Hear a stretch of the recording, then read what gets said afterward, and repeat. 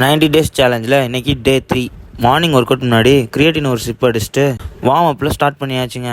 Full body and cardio workouts தான் இன்றைக்கி பண்ண போகிறோம். இதில் ஃபஸ்ட்டு ஸ்டார்டிங்காக புல்லப்ஸு, ஒரு ஷோல்டரு, பேக் ஒர்க் அவுட் எல்லாத்துலேயும் 4 செட் 15 கவுண்ட்ஸ் முடிச்சுட்டு, பைஸில் 2.5, 5, 7.5ல் ஈச் 15 கவுண்ட்ஸ் முடிச்சுட்டு, தென் தம்பிள் சிட்டப்ஸில் 3 sets 15 counts, then bar raceல 3 sets 15 countsல full body workouts ஓவர். நம்ம சேனலை யாராவது சப்ஸ்கிரைப் பண்ணலாம், சப்ஸ்கிரைப் பண்ணிடுங்க.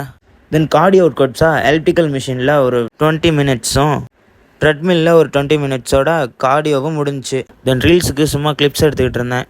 டே 3 வெயிட் ஷேக்கை முடிச்சுட்டு வே 30 கிராம் அண்ட் வாட்டர் 200 ml பிடிச்சி குல்கி ஷாம்பாங்கினி போட்டு குடிச்சாச்சு. செம்ம டேஸ்ட்டாக இருந்துச்சுங்க.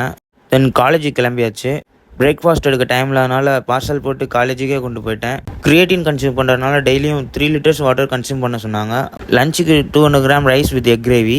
காலேஜ் வெண்டிங் மிஷினில் பார்த்தா நம்ம கோவிந்த டயட் கோக்கு பட்ஜெட் பிரச்சனையால் நம்ம மாமா புகாரி நம்மளுக்கு ஸ்பான்சர் பண்ணாப்புல. என்னடா மதுரைக்காரனுக்கு வந்த சோதனை மாதிரி கோக் அங்கேயே நின்றுக்குச்சு. தென் யாரும் பார்க்காத நேரம் வெண்டிங் மிஷின் ஒரு குலுக்கு எடுத்தாச்சு. விடுவோமா நான் கூட டயட் கோக் என்னமோ நினச்சேங்க.